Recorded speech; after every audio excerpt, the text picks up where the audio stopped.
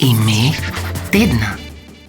Ime tedna na Valu 202 sta Arne Hodalič in Katja Bidovec, fotografski tandem in prva slovenska fotografa, ki sta uspela priti na naslovnico ugledne ameriške revije National Geographic.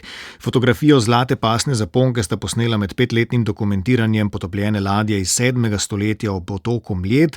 Ob tem pa njune fotografije ne le dokumentirajo odkritja, temveč tudi soustvarjajo njegovo zgodbo, predstavljeno na več kot 20 straneh aprilske številke revije.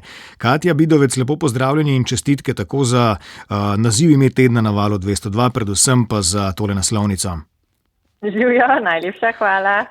Vprašanje, ki bo obenem tudi razjasnilo, zakaj sva sama v tem pogovoru, prazniki niso kaj pretirano brezdelni, drži?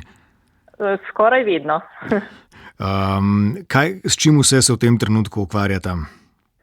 Ja, Arne je, tako kot ste ravno omenil, res nam najbrž maha nekje iz letala nad Afriko. Ampak želel si je nekje na fotohumanitarni obisk begunskih taborišč Zahodne Sahare. Tja sva že odpotovala že 2-krat, tokrat pa nažalost on sam za en krajši obisk. Katja, revijo si predstavljam, da ste veseli, prejeli tudi po pošti. Povejte, naslovnica je že doma uokvirjena? To še ne, jo še božava. Ne, malo se hecam, ampak vseeno je še vedno drugače, ko stvar primeš v roke, kot pa tisto, kar gledaš na zaslonu. Zdaj, kot rečeno, prva Slovenca z naslovnico v tej primarno ameriški reviji izdaji, izjemno priznanje, vsekakor. Kaj še pomeni takšna objava? Ja, zagotovo je to nekaj, kar lahko rečem, da sva oba ponosna.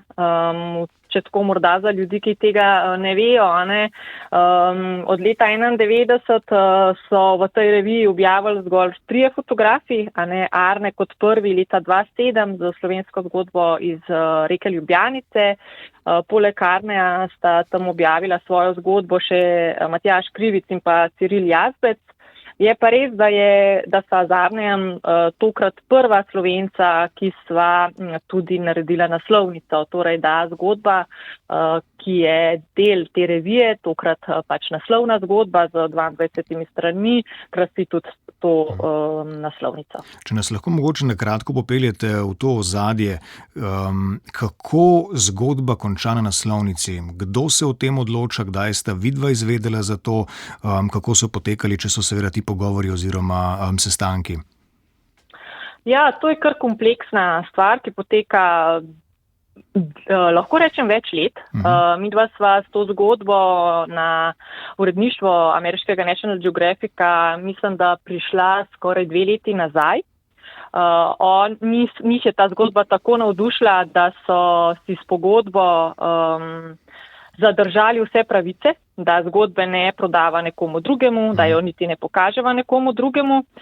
Potem pa to poteka zelo potiho, v smislu, da ti pošlješ fotografije, ki jih narediš, in potem naslednje leto, ker vse to je potekali res 5 let, ampak v nekih ciklih. Arheologi niso ves čas na ladji, nekaj časa se potapljajo, drugi del potem je pač arheološki, čisto teoretičen del in pa seveda del kasneje, ko se stvari pregledujejo v laboratorijih in tako naprej v restavratorskih zavodih.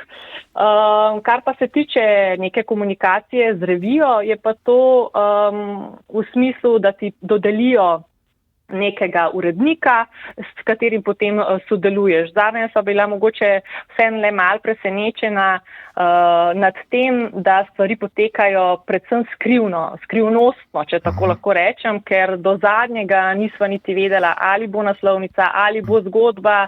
To je bilo vse, vedno je bilo morda, predvsem za naslovnico. Do zadnjega nisva vedela, ali bo to ta naslovnica, ker vedno pripravijo 2, potem pa se odločijo nekje za zaprtimi vrati in nažalost za nas fotografe do tja ni vstopa. No, ampak se ta skrivnostnost pa najverjetneje kar pritiče tudi zgodbi te potopljene ladje in najdenih predmetov, kaj?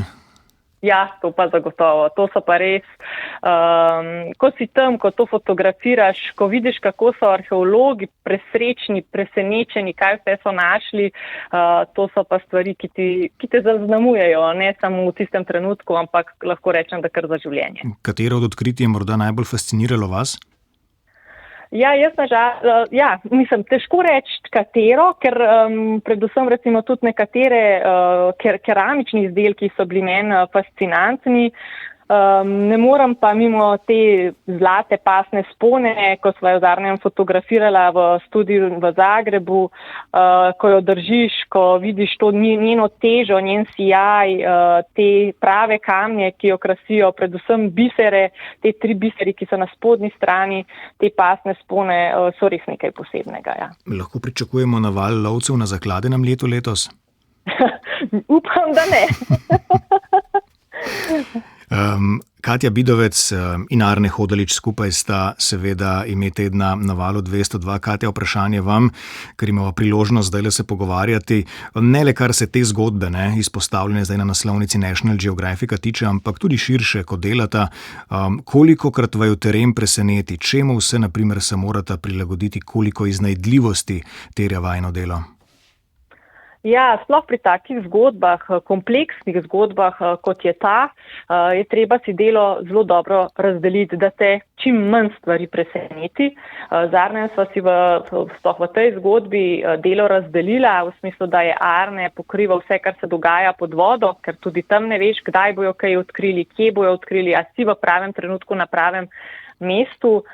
Delo na ladji sem pokrivala jaz, se pravi, ko so arheologi prinašali te predmete, da nisem zamudila kakšnega trenutka, ker enostavno pač ne moreš biti na 2 krajih istočasno. Kar pa se tiče nekega, prav na terenu je lahko največ teh stvari, ki jih lahko zamudiš, ki so nepredvidljive.